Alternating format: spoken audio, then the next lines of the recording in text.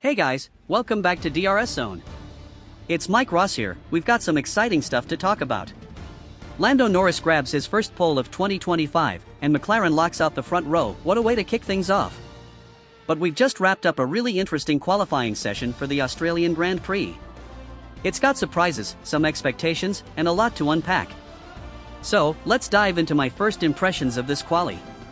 We'll save the deep data dive for the second video of the day, but for now, here's what stood out. Oh, and before we get started, drop a like and hit the subscribe button.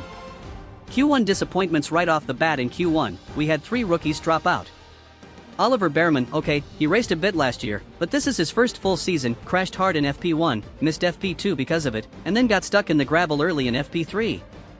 He didn't even set a time in quali, so he's starting dead last. Rough start for Behrman, totally left-footed.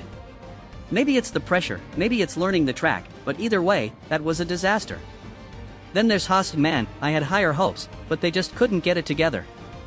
Maybe they're banking on rain tomorrow with their setup, but even then, finishing that far back? Nah, no excuse.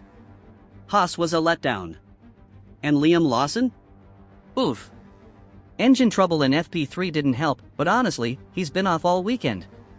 Could be a rain setup too, but Lawson's another disappointment.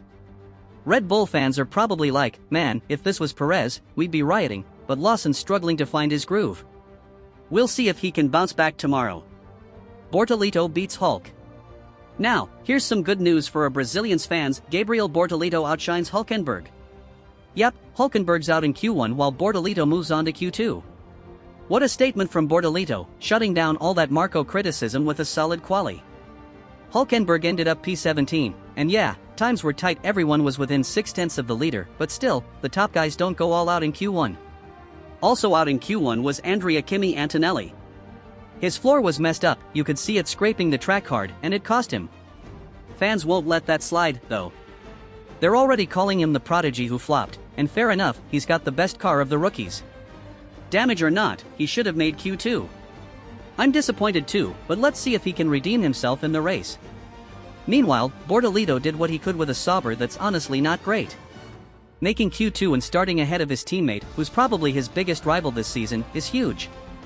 Beating Hulkenberg too? That's a massive win to start his F1 career. Loved what I saw from him in Q1. Not great, but not terrible. Then we've got 3 guys who didn't shine but did okay given the circumstances: Joe, Stroll, and Alonso. Joe's just not up to F1 standard, plain and simple. Stroll and Alonso? Well, Aston Martin's a mess right now. Alonso's already pissed, and the season's barely started. The car's all over the place, sliding in and out of corners, and Alonso was fighting it hard. Still, he squeezed out what he could. Stroll's just there, as usual. For Aston, these results, Joe in P14, Alonso and Stroll a bit higher, aren't amazing, but they're better than expected. Meanwhile, Isaac Hadjar had a solid debut with Racing Bulls, finishing P11, just missing Q3. That's better than I thought he'd do. Props to him. Australia can throw some weird results, though, so we'll see how it holds up. Midfield shocks in Q3. Alright, let's get to Q3, the meat of this video. You can't talk Q3 without surprises. Yuki Tsunoda in P5? Insane lap. Racing Bulls has a decent car, and Tsunoda's proving he's come a long way since his shaky F1 start. He's gunning for that midfield lead, and I'm here for it. Alex Albon puts Williams in P6, huge result. Ferrari flops now, the disappointments, Ferrari. All that hype from Fred Vasseur and Leclerc about fighting for pole, and they're starting P7 and P8. Both drivers messed up a ton, the car wasn't in their hands at all. Maybe it's a rain setup with that loaded wing we talked about yesterday, but even so, 7th and 8th? Not what they wanted.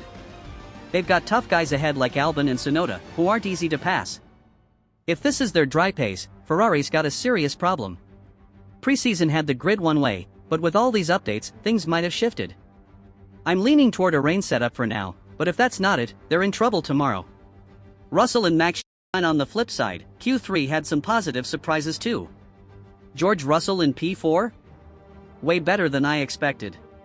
Mercedes was quiet heading in, but they've delivered.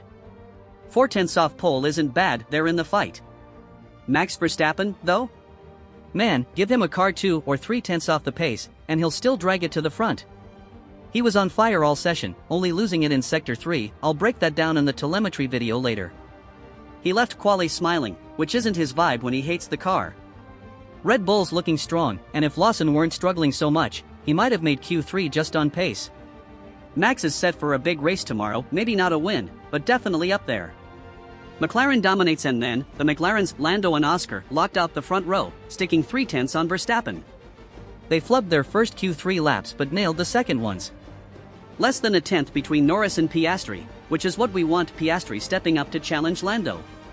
That third sector? McLaren owned it. I don't even need telemetry to tell you that it's obvious. They were untouchable there. Wrapping up. So, from Q1 to Q3, we had shocks, some good, some bad. McLaren met expectations as the top team, but Red Bull and Mercedes surprised me in a good way, while Ferrari's walking away bummed. With an 85% chance of rain tomorrow, it's all about who nailed the wet setup. What did you think of this quali? Who stood out to you? Drop it in the comments, I want to hear it. Later today, we've got a data breakdown video, less opinion, more facts. Don't forget to subscribe, hit that bell, and let's crash for a bit. Big hug, see ya.